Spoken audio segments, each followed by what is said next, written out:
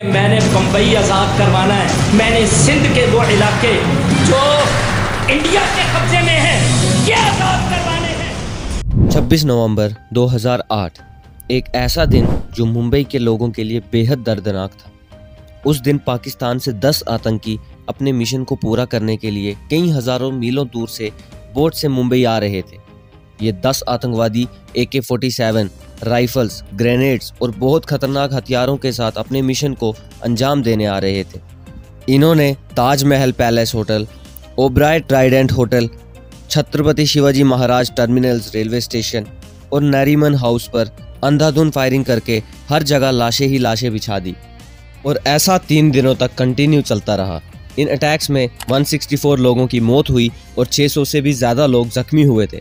और इस भयानक हमले को अंजाम देने के पीछे हाथ था लश्कर-ए-तैयबा ऑर्गेनाइजेशन के कुछ खतरनाक लोगों का। कौन थे 26/11 के मास्टरमाइंड? चलिए इस वीडियो में जानते हैं। 26/11 अटैक के पीछे हाथ था 5 मास्टरमाइंड्स का। सब हॉस्टेजेस को मार दो, अपना फोन ऑन रखो ताकि हम भी गोलियों की आवाज सुन सके। लोगों को उठा के बिठाओ और उनके सर के पीछे से गोली मारो। ये सब इंस्ट्रक्शंस उन 10 आतंकियों को दी जा रही थी। उन्हें ये कहा गया था कि अपनी आखिरी सांसों तक जो भी तुम्हें नजर आए, बच्चा, बूढ़ा, अमीर, गरीब, सबको मार दो। ये सब इंस्ट्रक्शंस उन आतंकियों को पाकिस्तान के एक कंट्रोल रूम से मिल रही थी। पाकिस्तान से आ रही इन इंफॉर्मेशंस के पीछे था 26/11 का सबसे फर्स्ट मास्टरमाइंड अबू जुंदल। इसने उन 10 आतंकियों को पर्सनली ट्रेन किया था। अबू जुंदल का जन्म महाराष्ट्र में हुआ था। इस इंसान ने उन आतंकियों को इस तरीके से ट्रेन किया था कि वो सभी बाकी मुंबई के लोगों की तरह लग रहे थे। जुंदल ने सभी आतंकियों को हिंदी बोलना सिखाया, मुंबई के लोगों की तरह बातचीत करना सिखाया। इतना ही नहीं, इसने सभी आतंकियों के लिए इंडियन ID कार्ड्स भी बनवाए ताकि वो इंडिया में आम लोगों की तरह ही रहें और अपने मिशन को अंजाम दे सके।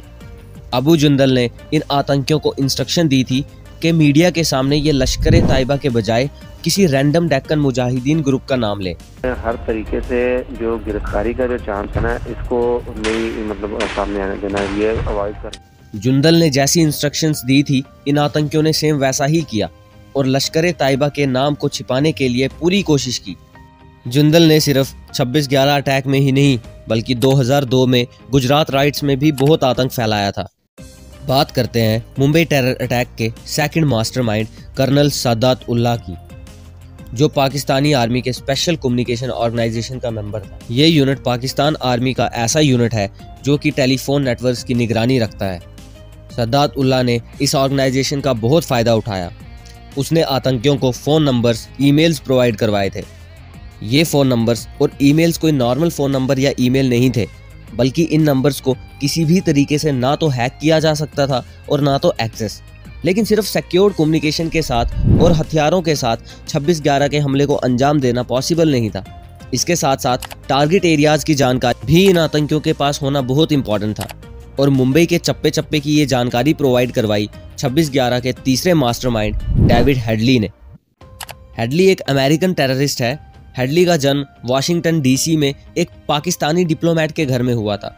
लश्कर-ए-तैयबा को इस हमले को अंजाम देने के लिए मुंबई की हाई प्रोफाइल बिल्डिंग्स, होटल्स, वहां के नक्शे की इन डेप्थ जानकारी की ज़रूरत थी और ये काम पूरा किया डेविड हेडली ने।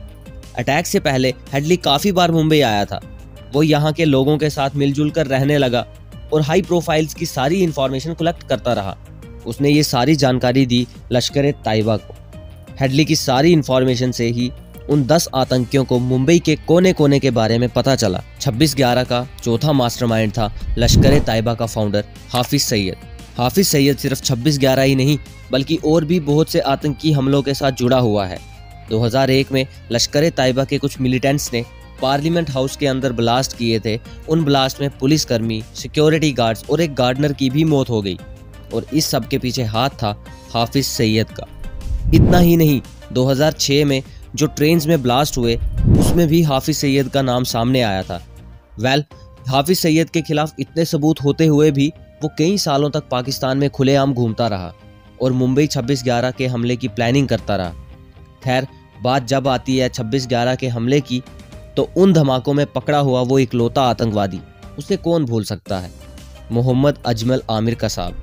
21 साल का आमिर कसाब 26/11 हमलों का एक ऐसा भयानक इंसान, शायद ही इसे कोई भूल पाएगा।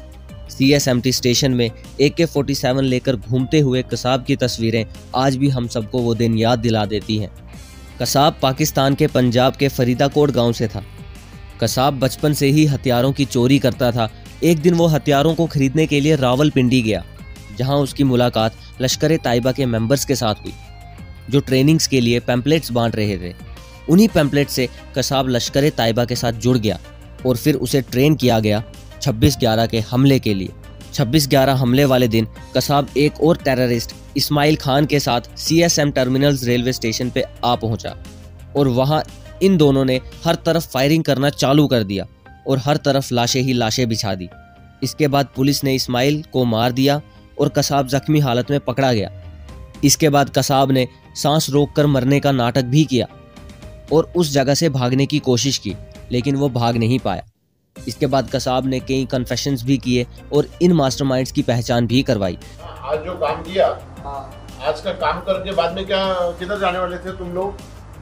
मरने वाले थे हम लोग। कैसे? वो बोलता था कि जन्नत में जाओ। आज की वीडियो में बस इतना ही। आपको आज की वीडियो कैसी लगी कमेंट करके ज़रूर बताएं। अगर वीडियो पसंद आती है तो वीडियो को लाइक करें और ऐसी ही वीडियोस देखने के लिए हमारे चैनल को सब्सक्राइब करें।